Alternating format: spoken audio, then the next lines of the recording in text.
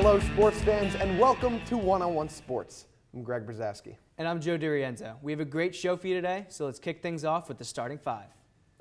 A group of buyers led by Magic Johnson have purchased the Los Angeles Dodgers for a small sum of $2 billion. Joe, that's a lot of money. But what do you make of Magic Johnson, the baseball owner? You know what? I don't care. Sure, let Magic own the Dodgers.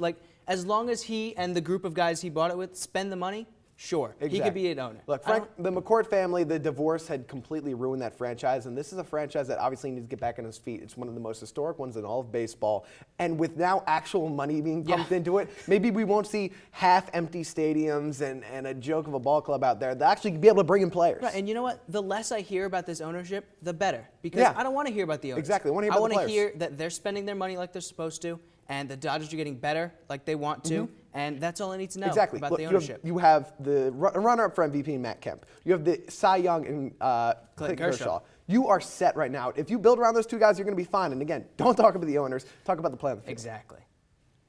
With New Orleans Saints head coach Sean Payton suspended for the season due to his involvement in Bountygate, the team is reportedly trying to bring in Payton's mentor, coaching legend Bill Parcells, to lead from the Superdome sidelines.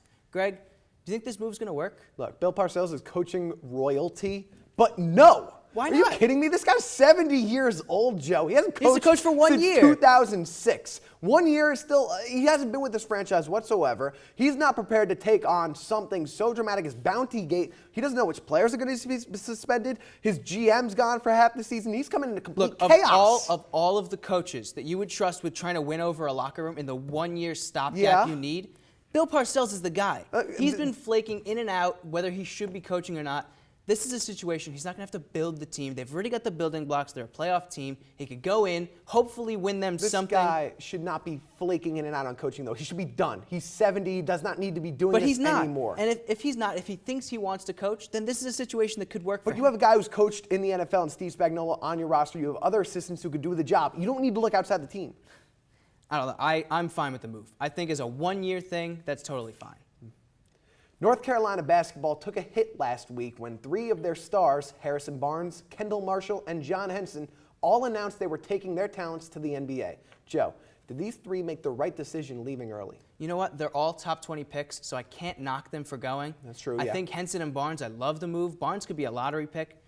I don't like it for Kendall Marshall. I really think 1 more year, proving at the very end of the season, you could see he was starting to get a shot going. He was starting to prove it's not just assists with him. It's very impressive being a pure point guard, but showing that one added element to your game, showing that you can shoot when people leave you open, that's great to have going into the draft. No doubt that Kendall Marshall's weak point has been his shooting, but I'm going to go make a bold prediction right now. I'm going to say that Kendall Marshall's the best pro out of these three. Wow. Not even joking. I don't think Harrison Barnes has the makeup to be a superstar in the NBA because of the head issues he has. He's been so concerned about his brand.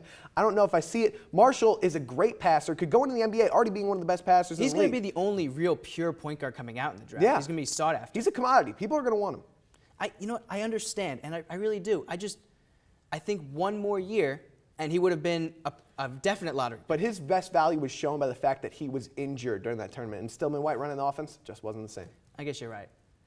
Frank Martin is leaving the Kansas State bench to become the new coach at South Carolina. Greg, is this the right move? You know, Frank Martin's a high-profile coach. He took Kansas State deep into the tournament in the past couple of years, at least to Sweet 16 a couple times, and has done a nice job in Manhattan, but I think he could have gone to a more high-profile team. The one thing that South Carolina does provide him with is stability because his AD was in a terrible situation with them. There was a lot of bickering and arguing going on there between those two, and now he can build a program in his own image. You know, I understand the problems with the AD, so yeah, leave. He's built up a resume. He's done things at Kansas State that haven't happened for 30, 40 years even. Built off of what Huggins did there. That's some drop-off from Kansas State, a team you took to the tournament this year. South Carolina had 2 wins in the SEC. It's not good, but They're it's a fresh dwellers. start. It's a chance for him to really build up his own program. You know how appealing that is to a coach? Okay, you know how he's going to get recruits? He's not. Because no one wants to go to South Carolina. Why not? South Carolina's a beautiful place. It's going to take at least 2 or 3 years to get this school within 500 He can get the talent to Manhattan, Kansas. He can get the talent to South Carolina. Trust me on that. Baylor's Robert Griffin III is trying to prove that he is the best quarterback in the 2012 draft class, not Stanford's Andrew Luck. Yet the Heisman Trophy winner turned down an opportunity to work out for the Indianapolis Colts, who possessed the #1 pick. Joe, what do you make of RG3's decision? You know, at first I was a little confused. It was definitely an odd move. Yeah. I understand now. I get Okay. it. Like, all right, look, well, let me know why. Washington is a team that traded up in the draft because Yes. they want you bad. They want They Robert made that Griffin. clear. Why go through a private workout with a team when you know there's this team that is desperate to have you? You don't have to follow up Peyton Manning's legacy if you don't get drafted by Indy. I absolutely If they're agree going to with that, draft you, fine. If not, you can live with it. Can't agree more. RG3 has nothing, and I mean nothing, to prove to the Colts. Exactly. If they want luck, they can take luck. But he is going to prove himself out on the field, and if he ends up going to Washington, then he will have to lead there. I can't see the Colts picking anyone else with luck, and why put yourself in a situation where you work out for the team and then they don't even select you? It's a 1-2 thing. He's going to go 1 or 2. Luck's going to go the other spot. That's happening. If Both you getting don't paid. mind where you're going, don't bother with the private workout. Exactly. We have to take our first break of the show, but when one-on-one returns, I'll sit down with our college basketball experts to see who they think will be cutting down the nets next year. Stay tuned.